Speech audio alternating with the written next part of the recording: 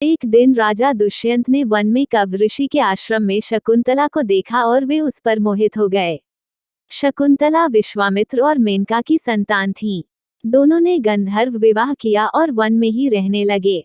शकुंतला के साथ अच्छे दिन बताने के बाद राजा पुनः अपने राज्य जाने लगे और उन्होंने शकुंतला से वापस लौटकर उन्हें ले जाने का वादा किया।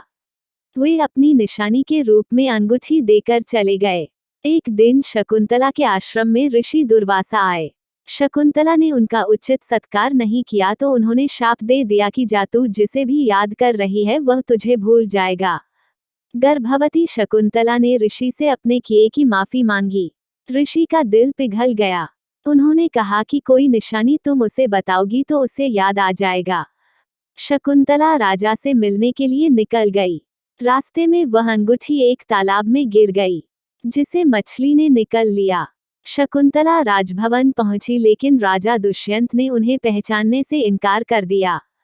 राजा दुष्यंत द्वार शकुंतला के अपमान के कारण आकाश में बिजली चमकी और शकुंतला की मां मेनका उन्हें ले गई। उधर वो मछली एक मछुआरे के जाल में आ गई जिसके पेट से वो अंगूठी निकली।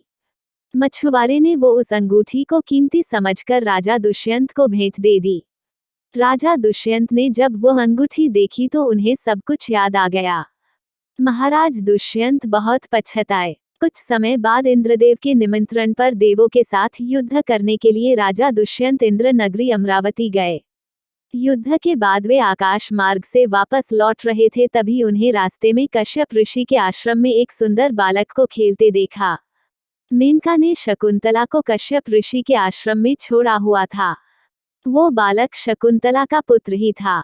जब उस बालक को राजा दुष्यंत ने देखा तो उसे देखकर उनके मन में प्रेम उमड़ आया। वो जैसे ही उस बालक को गोद में उठाने के लिए खड़े हुए तो शकुंतला की सखियों ने चिताया कि राजन, आप इस बालक को छुएंगे तो इसके भुजा में बंधा काला डोरा सांप बनकर आपको डंस लेगा।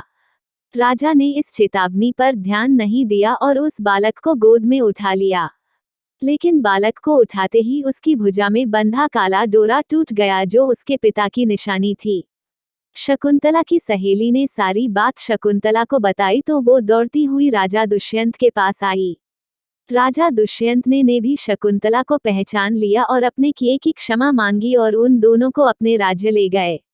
महाराज दुष्यंत और शकुंतला ने उस बालक का नाम भरत रखा जो आगे चलकर एक महान प्रतापी सम्राट बना।